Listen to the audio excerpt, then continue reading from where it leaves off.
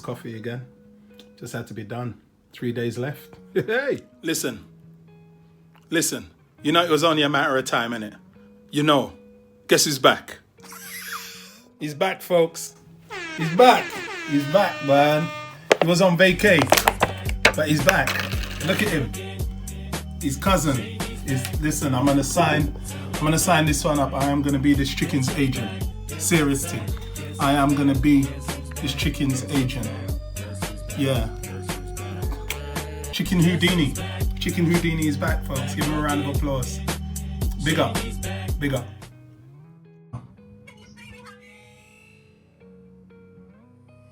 Yeah.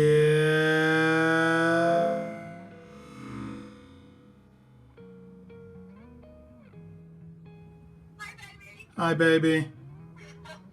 I'm filming you. Room 1902. My wife. Oh man. Only a few more days. And she's brought the love. You know, we're doing this thing like real black people, man. My wife has just sent all her Tupperware, everything.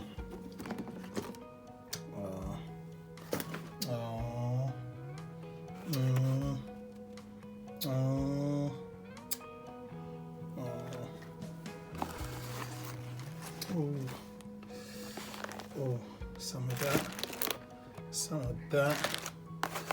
Oh, 2 of you. Oh, some of you. Where you there? Where are you there? I asked her for some of her wings, and the wings came flying. Not like this mess here, you know, but the wings came flying. Ooh. You know, I'm gonna have one now. Oh Lord.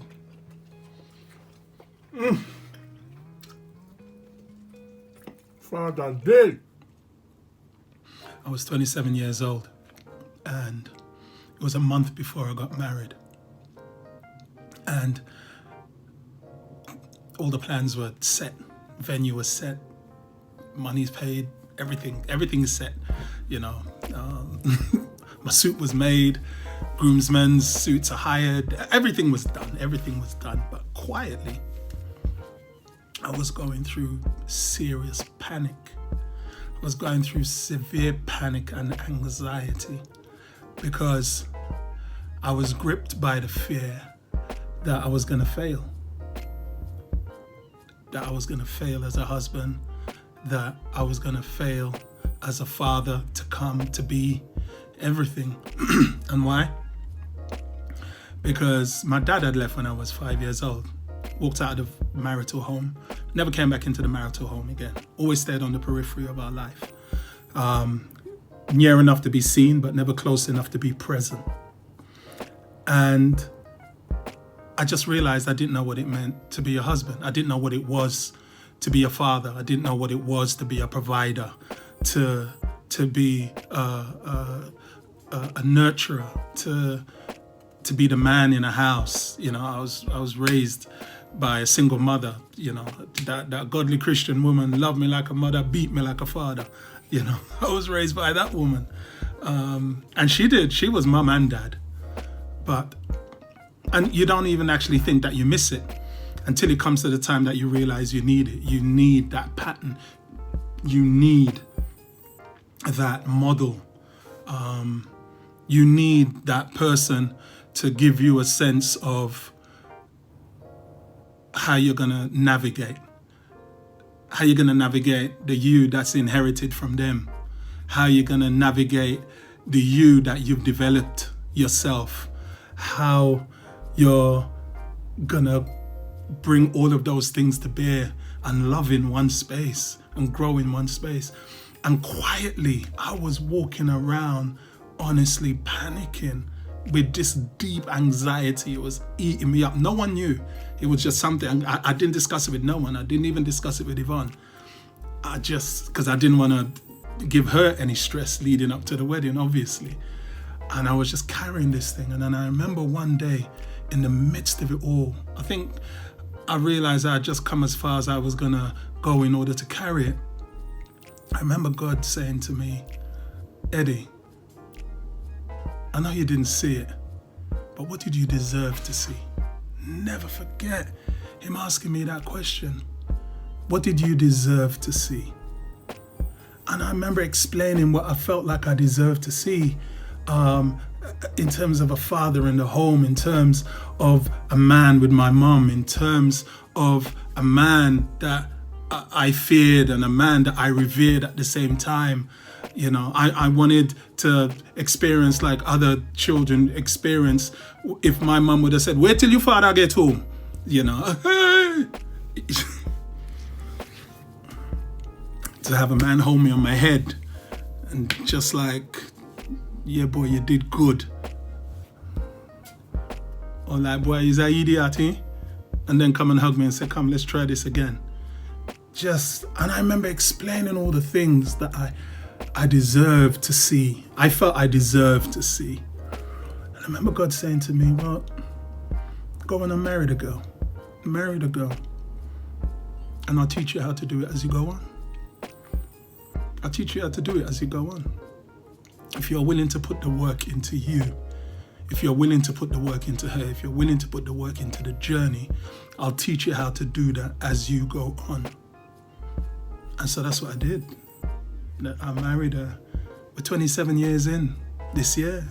We're 27 years. Next year, we're 28 years in. Why am I sharing that? I'm sharing that because 2020 is about to leave you, and there's lots of things that didn't happen for you this year.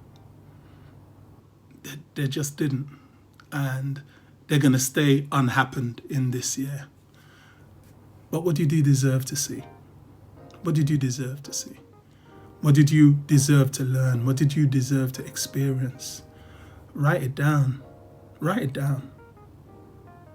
Just because it didn't happen this year, it doesn't mean it's not going to happen. And for me, just because it didn't happen my whole life from the time I was 5 years old, didn't mean that it wasn't going to happen. Write it down, define what it is, and put the work in, the continued work in, the work in mentally, emotionally, spiritually, socially. Put the work in. Put the work in and take it into next year. Take it into 2021. Remember, we're at the beginning of a brand new decade. We're not at just the beginning, not the end of a year. We're at the beginning of a new decade. Put the work in. Put the work in. And see the rewards. See the rewards. You may not get it all next year, but put the work in anyway. It may not all come to fruition next year. Hey, but put the work in anyway, because that's all a part of the growth. Because you deserve to see it. I'm 27 years in. I'm 27 years in. Put the work in.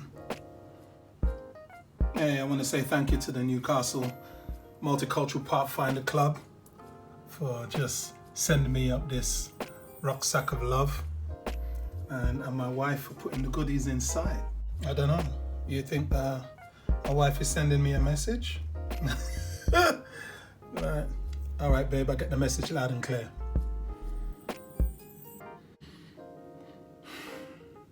Okay.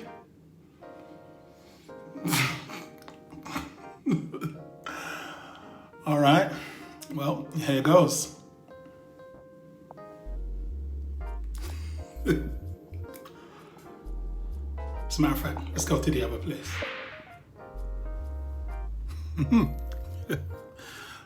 I think she's gonna fancy the pants off of me, literal pants and all.